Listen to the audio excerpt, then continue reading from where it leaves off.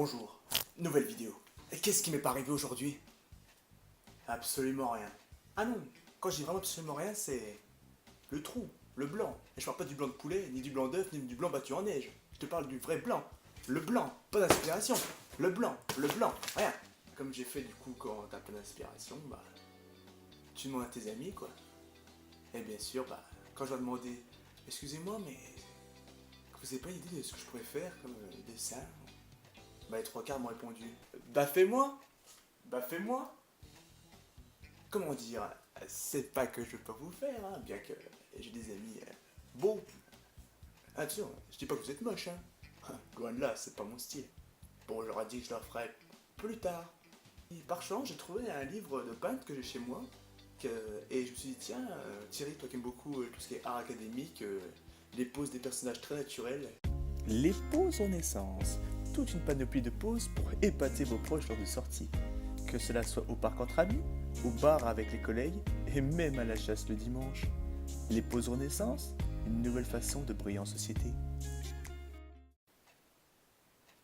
On va faire plutôt ça. Du coup, je vais vers un livre de peinture, sérieusement, de Raphaël, vous le connaissez, un peintre de la Renaissance. D'ailleurs, c'est lui qui a fait ses célèbres peintures.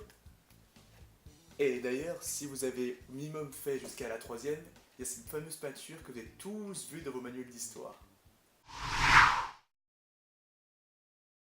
Bref, du coup je me suis mis de mon petit critérium, j'ai pris mon petit tableau et j'y me suis mis. Et ça donne ça. Et tout de suite, pour te calmer, si tu t'attendais à un dessin de fou taille XXL, comme celui derrière moi, voilà. Un tout petit cadre, voilà exactement la taille du dessin. Bon, déjà tout simplement, ce qu'il faut savoir sur ce dessin sur toile, c'est que là vous le voyez en accéléré, en 1 minute et quelques, mais il m'a pris en tout 1 heure et demie.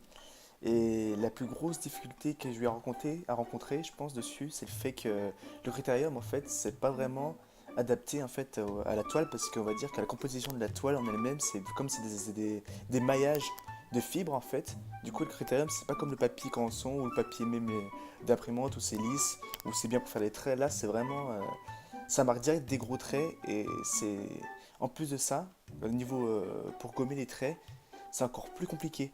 Là, comme vous pouvez voir sur la vidéo, quand je fais les contours, on dirait que j'appuie comme un malade dessus et que ça fait des gros traits noirs, mais pas du tout, hein. J'ai appuyé à peine et ça fait des énormes traits noirs dus à la composition justement de la toile et de l'effet du critérium sur la toile. Et ensuite, après ça, il y a eu le rendu des ombres. Ah, ça c'était compliqué aussi. Le rendu des ombres, parce qu'on ne peut pas estomper comme on fait sur le papier avec le doigt, tout ça.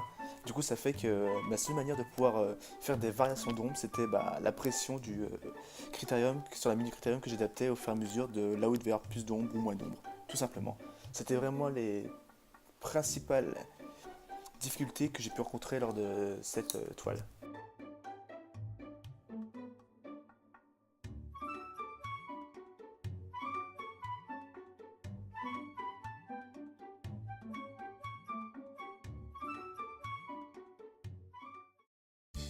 Et voilà, la vidéo arrive à son terme.